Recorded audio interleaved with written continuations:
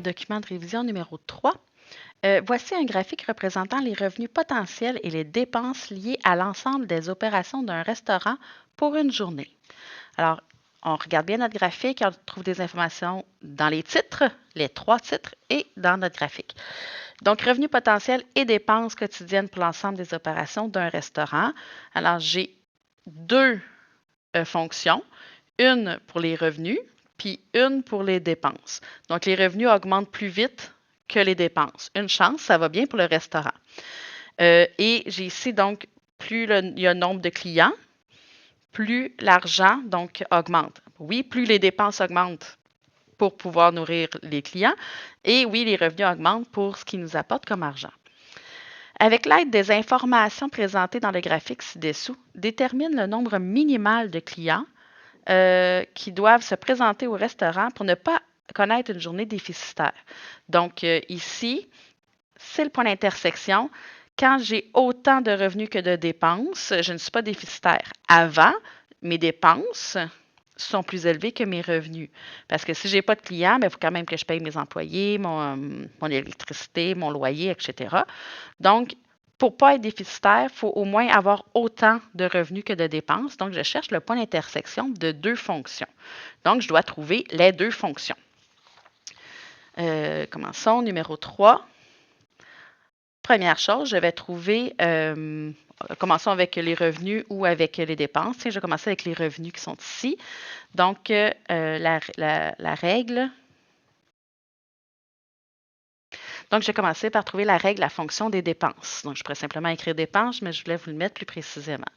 Donc, je vais commencer par trouver A, le taux de variation. Alors, le taux de variation, c'est Y2 moins Y1 sur X2 moins X1. Et je dois bien faire attention de ne pas prendre deux points qui ne sont pas sur la même droite. Alors, si j'ai dit que je commençais par A, je me suis trompée. J'ai écrit dépenses. Donc, allons-y avec les dépenses qui est celle-ci.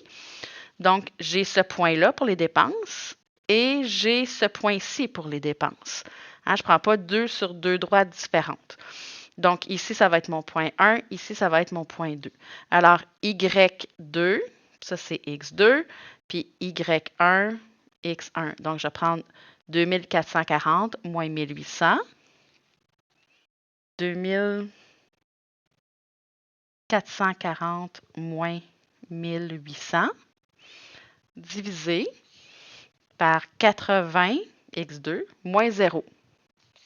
Donc, 80 moins 0. Je vais laisser mon problème de côté. Je fais mon calcul. Donc, ça va me faire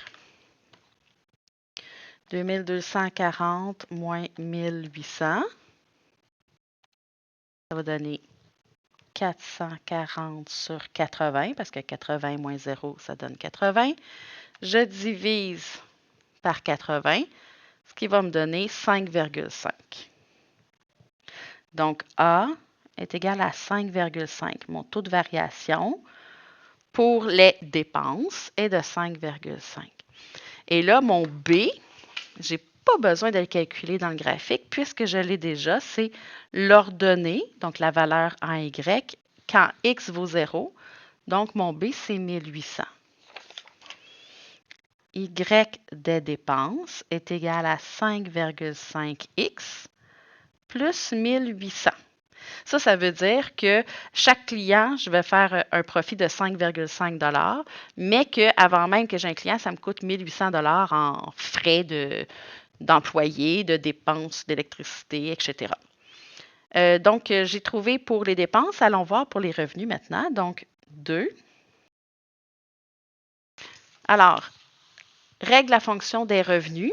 Fait que cette fois-ci, c'est cette droite-là. Donc, je sais que mon B est 0 puisqu'il passe par 0, 0. L'ordonnée à l'origine est 0. Fait que j'ai juste mon A à trouver encore une fois.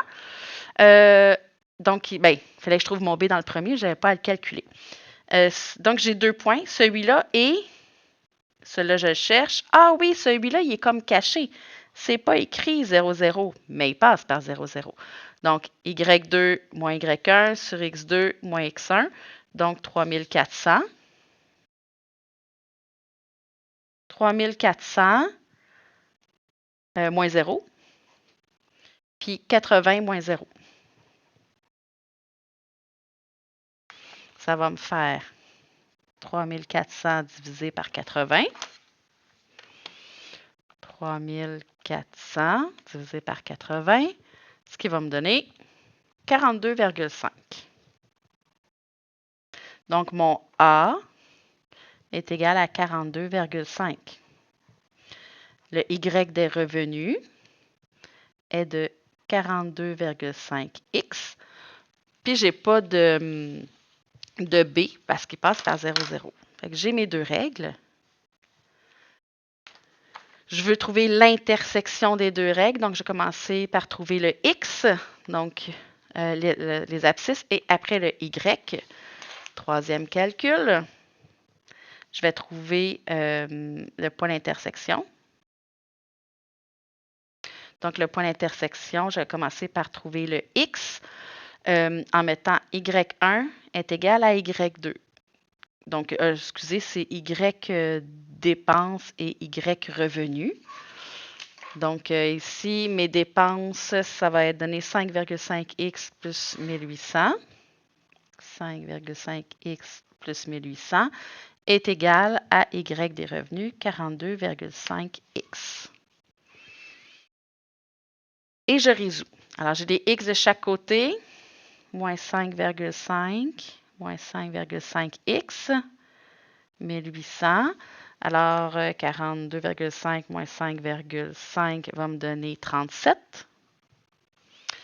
Et x, pardon. Et je veux juste x, je vais diviser par 37 de chaque côté. Alors, je vais avoir 1800 divisé par 37 qui va me donner, ici j'ai un périodique, 48,648 périodiques. Donc, x, je me ramène à mon graphique pour comprendre.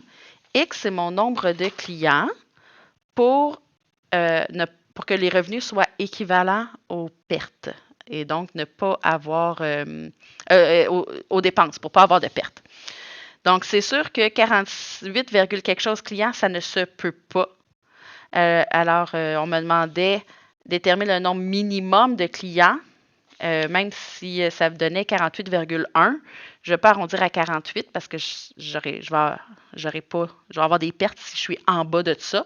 Donc, ça me prend à partir de 49 clients que je ne serai pas déficitaire. Donc, il faut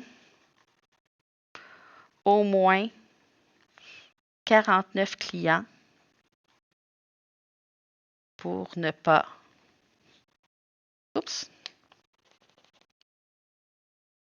être, c'est ça un déficitaire qui nous disait?